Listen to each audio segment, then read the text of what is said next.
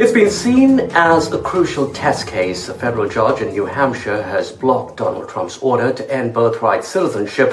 Babies born in the U.S. automatically are entitled to citizenship, something U.S. President Trump wants to stop.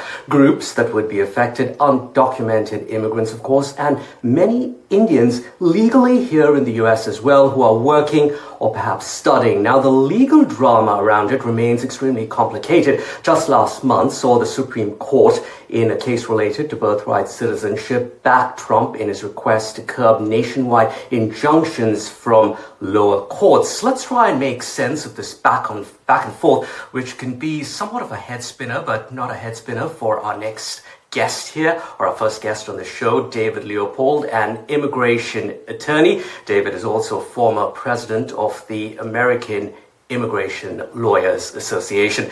David, thank you for your time here on Washington Watch. David, how did a lower court, this federal court judge, manage to block Trump's order despite what the Supreme Court said 2 weeks ago? Yeah, let me get to that. That's a very good question. And let me make 3 quick points before I get there. What we're seeing across the United States right now is an all-out attack on due process. And that's what brings in the birthright citizenship. So it's an all-out attack by this administration on due process. Point 1. Point 2, it's a smokescreen.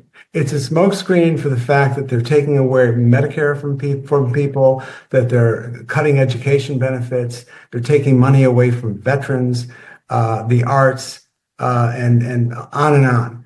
And finally, this is not what America is. This is plain ugliness. And this is not Americans. This country is built on taking care of each other, built on immigration, built on the best and the brightest coming here, working hard, and making a life for themselves and their family. And the ugliness that we're seeing across this country just doesn't fit into who we are. Now, to the birthright citizenship question and the court issuing a nationwide injunction, what the Supreme Court's decision of a couple of weeks ago did was basically turn the tables and send everything back to the lower courts to figure out exactly what to do in these situations. In other words, the court said, well, we're not going to have federal judges generally issuing nationwide injunctions, but we are going to have them looking at other statutes, for example, such as the class action rules. And that's what this judge did here.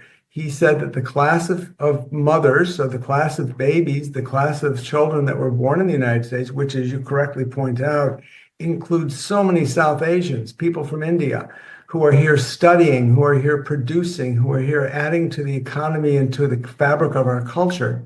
Their children should be U.S. citizens as well.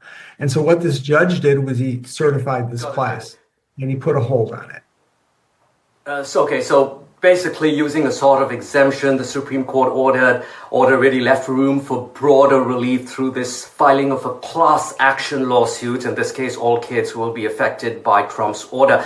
David, how significant is this ruling then by the federal judge, given that this is most definitely going to be appealed by the Trump administration?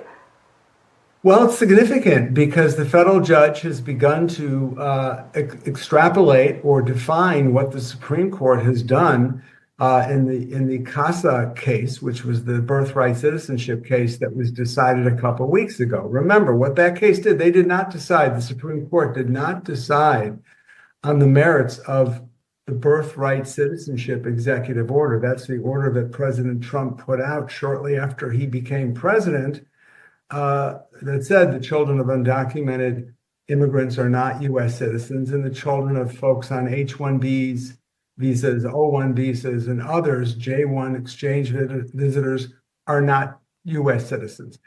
He put a hold on that, this new judge. And what he did was he did it in the context of the Supreme Court's decision. So it's framed in the context of a certified class action. And it's important because it'll be the first framing of the issue before it makes its way back to the Supreme Court. That's why it's important. We all know it's going to be appealed, but it's important for 2 reasons. Number one, temporarily gives some relief to all of us from the chaos that has ensued from this executive order on birthright citizenship, number one. And number two, it begins to carve out the position, Right. the legal position that the Supreme Court will have to adjudicate later in the year or probably next term. Okay. David, we'll have to leave it there. Thank you so much for your time here on Washington Watch.